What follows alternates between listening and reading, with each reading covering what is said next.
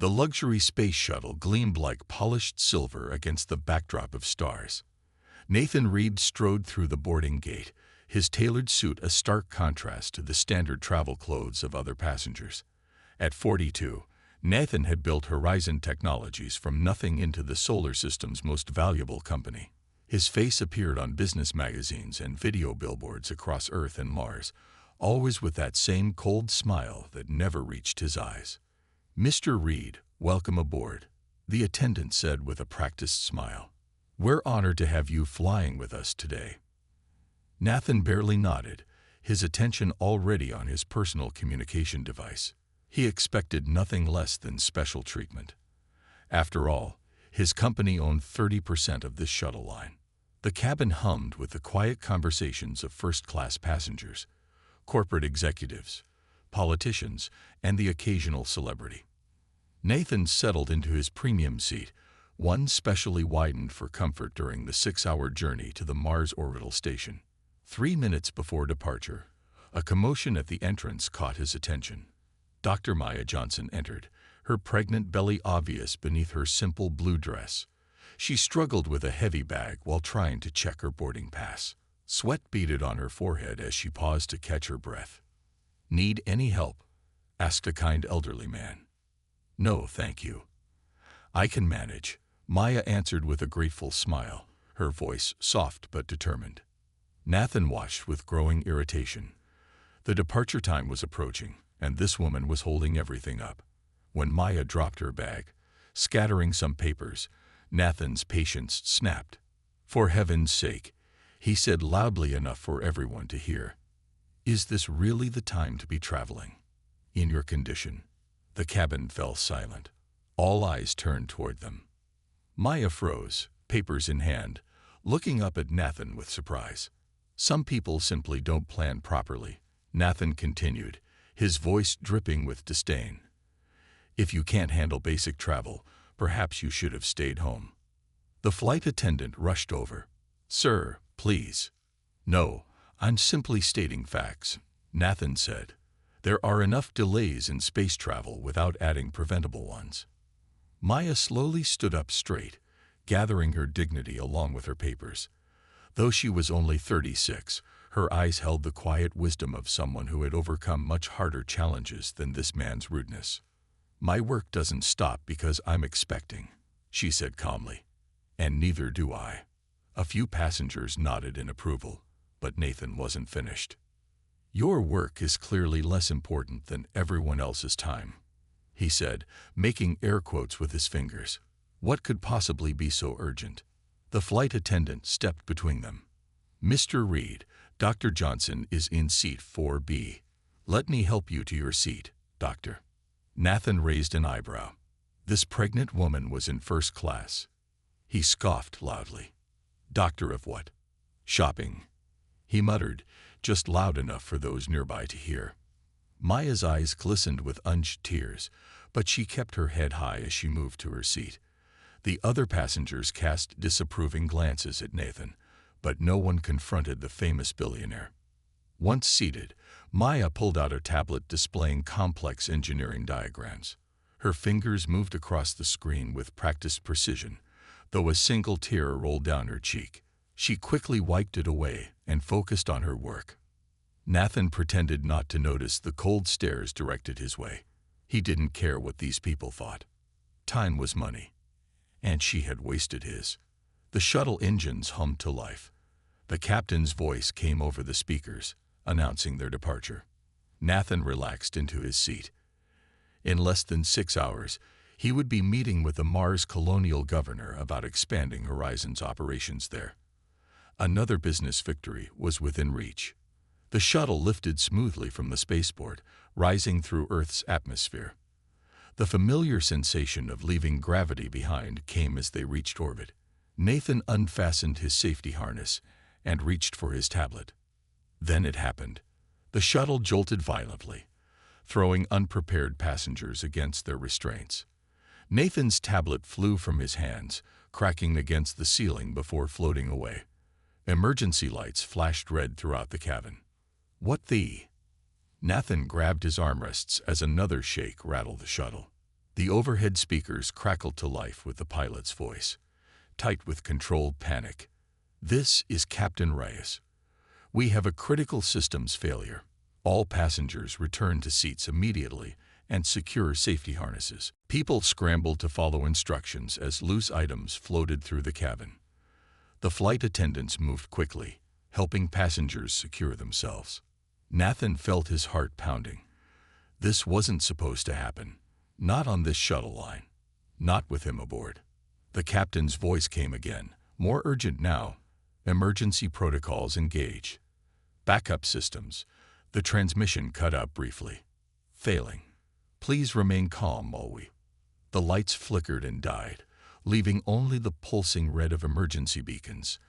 In that moment, Nathan's eyes met Maya's across the aisle. Despite everything, her face showed not fear, but determination. The captain's final words came through clearly. "Emergency. Systems failing." The red emergency lights cast an eerie glow across the frightened faces of passengers. For 20 terrifying seconds, the shuttle floated in silence, systems dead, before backup power kicked in with a low hum. Through the large viewing port, Earth appeared as a distant blue marble, beautiful but unreachable. A flight attendant rushed from the cockpit, her professional calm cracking. "Is there a doctor on board?" The captain and co-pilot are unconscious. On the main screen, a navigation map flickered to life, showing their position and their danger. The shuttle had veered dramatically off course and was drifting toward an area marked in red. The Lewis debris field, a cloud of asteroid fragments from a recent mining accident. "We're heading into the debris field," shouted a businessman, pointing at the screen. "We'll be torn apart." The announcement triggered immediate chaos. A woman screamed. Two men argued about what to do.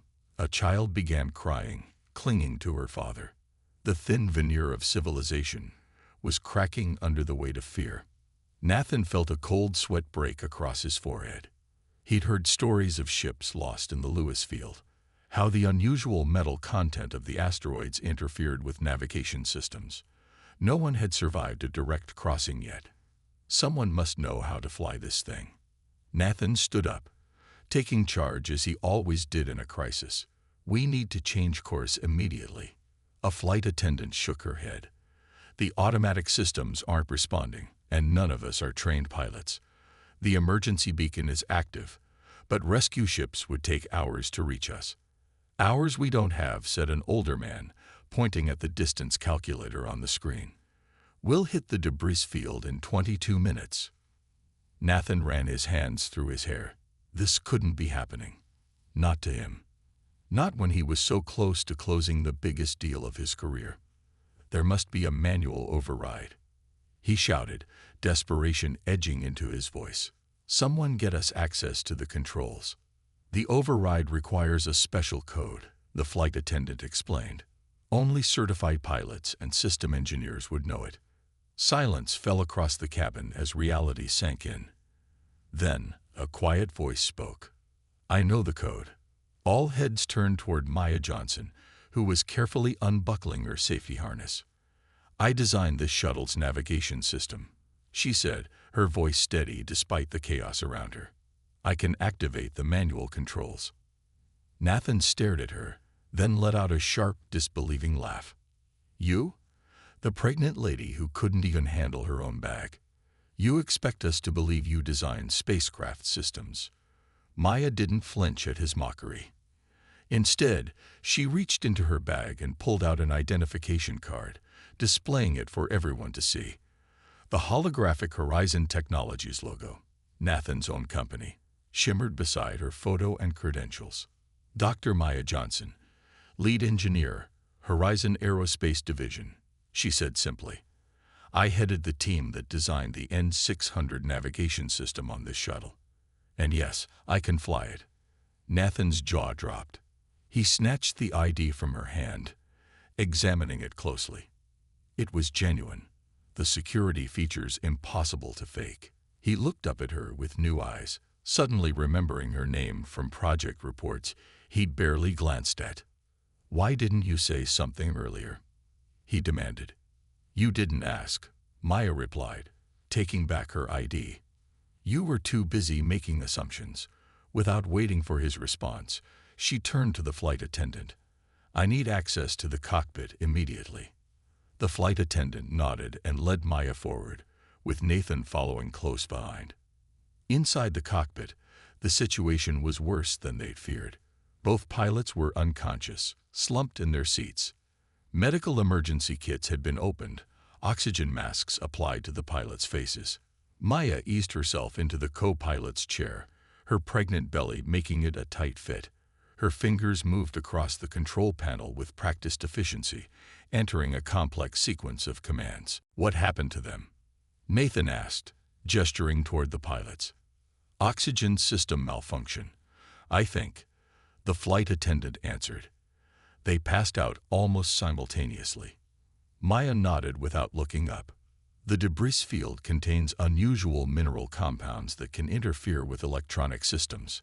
That's likely what affected our navigation and life support. She finished entering the code, and the control panel lit up fully. Manual control engaged. Nathan watched in amazement as Maya took hold of the flight controls, studying the readings before making careful adjustments. Can you really fly this? He asked, his earlier arrogance replaced by desperate hope. Maya glanced at him, her eyes steady. Yes, but I need complete focus, and we have less than 20 minutes before we reach the debris field. On the screen, the red zone grew closer. Through the cockpit window, Nathan could now see distant flashes of light where small asteroids collided. We need to plot a course around the field, Maya explained. The automatic system can't do it because of the mineral interference, but I can guide it manually if. She winced suddenly, placing a hand on her belly. What's wrong? Nathan asked, real concern in his voice for the first time. Maya took a deep breath. Nothing. The baby is just active. I'm fine. She looked directly at Nathan, her eyes reflecting the red emergency lights. But I need your help. Can you put aside your opinions about me long enough to do exactly what I say? Nathan looked at her, really looked at her, and saw not just a pregnant woman, but possibly the only person who could save everyone aboard, including him. Yes, he said simply. Tell me what to do. Maya's hands moved with swift precision across the control panel. Nathan stood behind her chair, watching as she navigated through complex system menus that he, despite owning the company, barely understood. The shuttle continued its drift toward the deadly asteroid field, now visible through the cockpit window as a scatter of dark shapes against the stars. Hand me that tablet, Maya instructed, pointing to a device in the pilot's storage compartment. Nathan quickly retrieved it and passed it to her. Their fingers brushed briefly, and he noticed how cold her hands felt. Are you okay? He asked. Maya nodded without looking up. The complete override requires a special security clearance. There are only 3 people in the entire company who know the master code. She tapped in a series of commands, then winced suddenly. What's wrong? Nathan asked. Nothing, Maya said, though her face told a different story. She took a deep breath and continued working. I'm one of those 3 people. The other 2 are the chief software architect and the CEO, Nathan finished, realization dawning. That's me. Maya glanced at him with surprise. You actually read the security protocols. I signed them, Nathan admitted, but I never memorized the codes. That was left to people like you. The shuttle shuddered as it encountered the outer particles of the debris field. Small pings and clinks sounded against the hull. We're running out of time, Maya said, her voice tight. She pulled up a keypad on the screen. I need to enter the 30-digit master sequence to unlock full manual control. As her fingers moved across the keypad, Maya suddenly gasped, clutching her stomach. The tablet slipped from her grasp, floating in the zero-gravity environment. What's happening? Nathan asked, alarm rising in his voice. Contractions, Maya said through gritted teeth. The baby. The stress must have triggered early labor. Nathan felt a spike of panic. You're having the baby? No. No, Maya said, regaining some composure. First labors typically take many hours, but the contractions are distracting. She reached for the floating tablet, but another wave of pain made her double over. Nathan grabbed it instead. "Tell me what to do," he said with unexpected gentleness. Maya looked up at him, surprise flashing across her face. The code needs to be entered in the exact sequence. One mistake and the system locks down completely for 2 hours. 2 hours we don't have, Nathan murmured, looking at the approaching debris field. Larger asteroids were now clearly visible, some the size of small cars. "I can do it," Maya insisted, reaching again for the tablet. "I just need to focus through the pain." She began typing the long sequence, her lips silently counting each digit. Nathan watched her face, seeing determination wrestling with pain. Halfway through the sequence, another contraction hit. Maya's fingers froze, hovering above the screen as she fought to maintain her concentration. 1819, she whispered, then shook her head. "I lost my place. I have to start over." The shuttle rocked again as a small asteroid fragment struck the hull. Warning lights flashed, indicating minor damage to the outer shield. "We don't have time for mistakes," Nathan said. He made a decision and pulled up a chair beside her. "Let's do this together. You dictate, I'll type." Maya studied his face, perhaps looking for signs of his earlier contempt. Finding none, she nodded. The sequence starts with 7 to 49 to 32. Nathan carefully entered each number as she spoke them. When another contraction came, Maya paused, breathing deeply through the pain before continuing with the sequence. "Final digits, 8 to 53 to 0, she finished. Nathan entered them and pressed the activation button. For a heart-stopping moment, nothing happened. Then the console lit up with new controls, and the main thrusters engaged with a low rumble. "It worked," Nathan exclaimed. "Not yet," Maya said, taking the pilot controls. "We still need to navigate through the edge of the field. We can't go back. We're too deep in now. Our only option is to find a path through." Nathan looked out at the field of deadly rocks and metal fragments. "Is that even possible?" "Theoretically," Maya said, making minute adjustments to their course.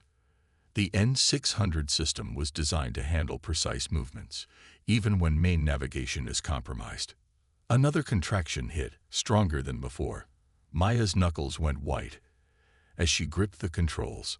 "I can hold it steady during contractions," Nathan offered, placing his hands near hers on the steering mechanism. "Just tell me when."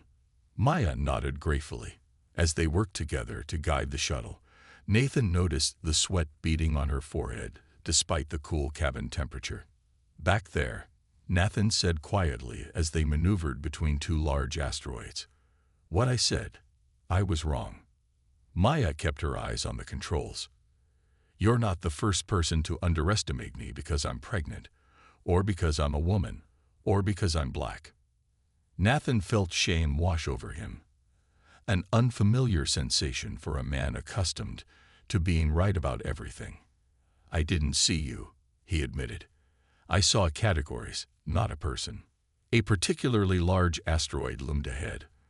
Maya expertly adjusted their trajectory, skimming past it with mere meters to spare. "Seeing me now?" she asked with the ghost of a smile, despite her pain. Nathan looked at her, really looked at her, seeing not just the brilliant engineer saving their lives, but a woman of extraordinary courage facing birth while piloting a damaged shuttle through an asteroid field. "Yes," he said simply, "and I'm ashamed it took all this for me to do it." A sharp alarm sounded as a new warning appeared on the screen. Maya's eyes widened as she read it. "What now?" Nathan asked, dread filling his stomach. "The main oxygen system is failing," Maya said, "and we're only halfway through the field." "Oxygen levels dropping to 60%, announced the shuttle's automated system. The words hung in the air as Nathan and Maya exchanged worried glances. "Emergency masks will deploy at 40%, Maya explained, her breathing now deliberately measured as she fought another contraction. But they only last 90 minutes. We need to clear this field faster. A flight attendant appeared at the cockpit door. Passengers are getting anxious. How much longer? At least 30 more minutes through the field. Maya answered, not taking her eyes off the controls. And we need to conserve oxygen. Tell everyone to stay calm and breathe normally. As the attendant left, Nathan noticed Maya checking a small device clipped to her wrist, some kind of personal monitor with medical readings. "What's that?" he asked. "Fetal heart monitor," she said. "Standard issue for pregnant women on space missions." Nathan's eyebrows shot up. "Space missions? I thought you were just an engineer." A small, tired smile crossed Maya's face. "I was part of the emergency response team sent to Ganymede Station last month. When their life support systems failed, they needed someone who knew the backup systems inside and out." Nathan stared at her. Ganymede. That was a major crisis. Over 300 people were trapped. 312. Maya corrected, wincing through another contraction. The realization hit Nathan like a physical blow. "That was you. You fixed the systems and saved everyone." "My team did," Maya said modestly. "I just led the engineering effort." Nathan shook his head in disbelief. He remembered the news headlines about the Ganymede rescue, how it had been called a miracle. His company had even issued a press release taking partial credit because Horizon had manufactured some of the equipment. "Why were you on this shuttle then?" he asked. "Returning home. My maternity leave starts next week," she explained. "I wanted to deliver on Earth, near my family." The shuttle rocked violently as another fragment struck them. Warning lights flared across the console. "Hull integrity at 87%, Maya reported, making quick adjustments. "Still within safety parameters, but we can't take too many more hits." Nathan ventured out to the main cabin to check on the passengers. Most sat quietly, some praying, others holding hands for comfort. When they saw him, several looked up hopefully. "Are we going to make it?" asked an elderly woman. Before Nathan could answer, a man in a science uniform spoke up. "If Dr. Johnson is flying, we have a chance. She's brilliant." "You know her?" Nathan asked. The scientist nodded. "She gave a lecture at my university. Her work on emergency navigation systems is revolutionary." "The woman's a genius." Another passenger, a mining engineer by his uniform, added, "She's the one who redesigned the safety protocols after the Titan disaster. Saved thousands of lives with that work." Nathan listened, a knot forming in his stomach as he realized how thoroughly he had misjudged her. The woman he had publicly humiliated was celebrated throughout the scientific community, her work having saved more lives than he could count. He returned to the cockpit just as the shuttle shook with its most violent impact yet. Maya cried out as she was thrown from her seat, floating helplessly in the zero gravity. Nathan lunged forward, catching her before she could strike the control panel. "Thank you," she gasped, her face contorted with pain. "Another contraction?" he asked, helping her back to the pilot's seat. "Yes, and they're getting closer together," she admitted. "This stress isn't good for the baby." Nathan felt a surge of guilt knowing he had contributed to her stress, even before the emergency began. "What can I do?" Maya pointed to the oxygen readout. "Down to 45% now. We need to reroute power from non-essential systems to increase our speed." She guided his hands to certain controls, explaining each step. "The override sequence has to be entered exactly right. Watch me do it once." Nathan observed intently as she demonstrated the complex procedure. When another contraction hit, he gently took over, repeating her movements with precision. "Perfect," she said with surprise once the pain subsided. "You're a quick learner." "I have a good teacher," he replied. Working together, they managed to increase the shuttle's speed. Through the viewport, Nathan could see they were progressing through the asteroid field, though dangers still surrounded them on all sides. "I was wrong about you," Nathan said quietly as they navigated around a particularly large fragment. "Completely wrong." Maya glanced at him before returning her focus to the controls. First impressions aren't always accurate. It wasn't a first impression, Nathan admitted. It was prejudice, pure and simple. The admission cost him something. Pride perhaps, or the comfortable illusion that he judged people solely on merit. Maya seemed to understand the significance of his words. "We don't have time for that discussion now," she said, "but I appreciate the acknowledgement." Another alarm sounded. The oxygen level had dropped to 40%. The emergency masks deployed throughout the shuttle with a soft hiss. "We're cutting it close," Maya said, her voice now strained from both pain and low oxygen. Her hands trembled slightly on the controls. "Please save us," Nathan said with uncharacteristic humility. "I know you can." Maya took a deep breath from her mask and nodded, a new determination in her eyes. "We're going to make it, but I need you to learn this next sequence. If I can't complete it, you'll have to." As Maya began teaching him the final override sequence, Nathan realized he was seeing her clearly for the first time, not as categories or assumptions, but as a whole person of remarkable ability and courage, someone deserving not just of respect, but admiration. Together, they fought to redirect the shuttle toward safety. Each asteroid avoided bringing them one step closer to survival. The emergency lights of Mars Station Alpha lit up the landing bay as the damaged shuttle made its final approach.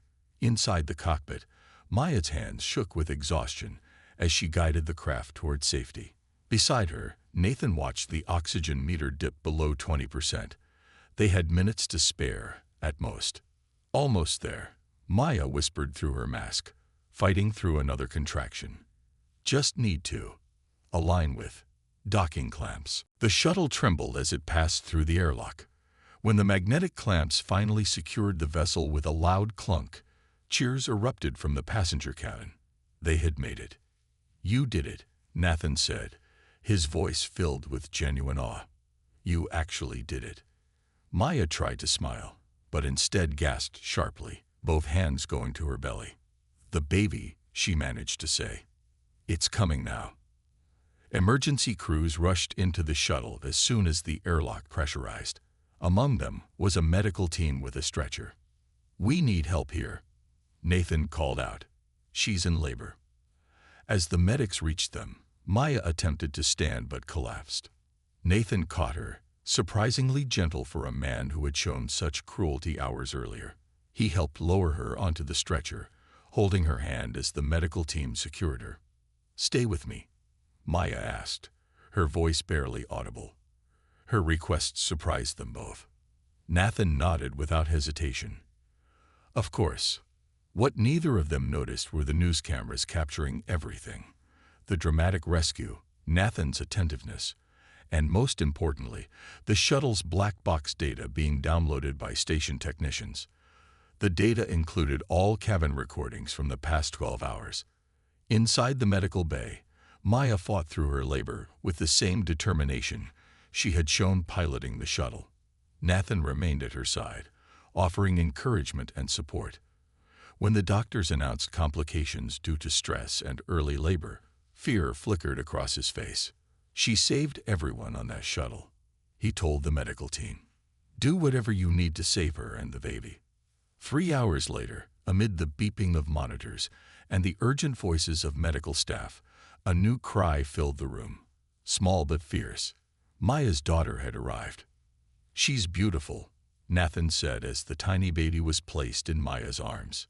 "Strong, like her mother." Maya smiled tiredly.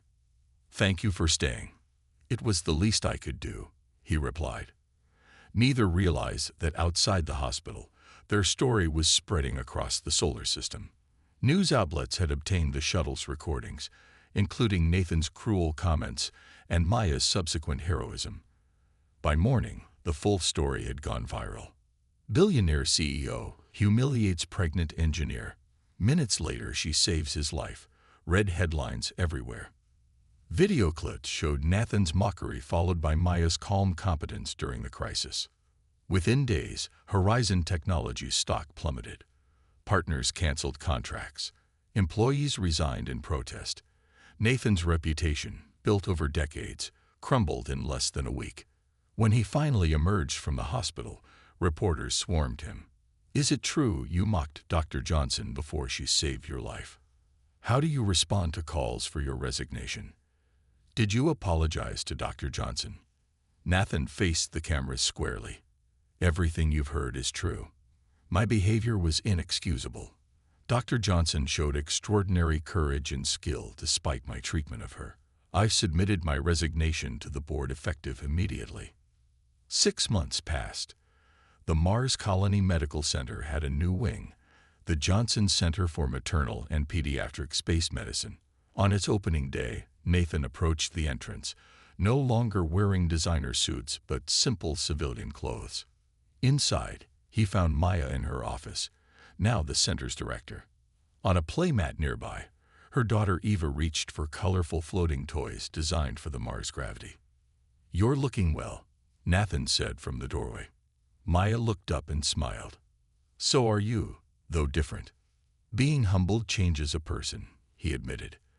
"The foundation work is more satisfying than making billions ever was." After losing control of Horizon Technologies, Nathan had established a foundation to improve safety and inclusivity in space travel, funding it with most of his remaining fortune. "Eva's getting big," he observed, watching the baby. "Babies do that," Maya replied. "Even ones born during emergencies." They stood watching the child play, comfortable in the silence that had once been filled with tension. "You know," Nathan finally said, "you didn't just save lives that day. You saved my humanity. I was losing it bit by bit without even noticing." Maya reached into her desk drawer and pulled out a small box. "This is for you. 6 months late, but I wanted to be sure." Inside was a pendant, shaped like their shuttle, crafted from metal salvaged from the very vessel that had brought them together. "Why?" Nathan asked, genuinely puzzled. "After what I did." "Because forgiveness isn't just for the person who was wrong," Maya explained. "It's also for the person who was wronged. I didn't want to carry that weight anymore." As Nathan fastened the pendant around his neck, a nurse appeared at the door. "Dr. Johnson, the first patients are arriving." Maya nodded and stood, "Ready to help with orientation, Mr. Reed." "Nathan," he corrected her. "And yes, I'm ready."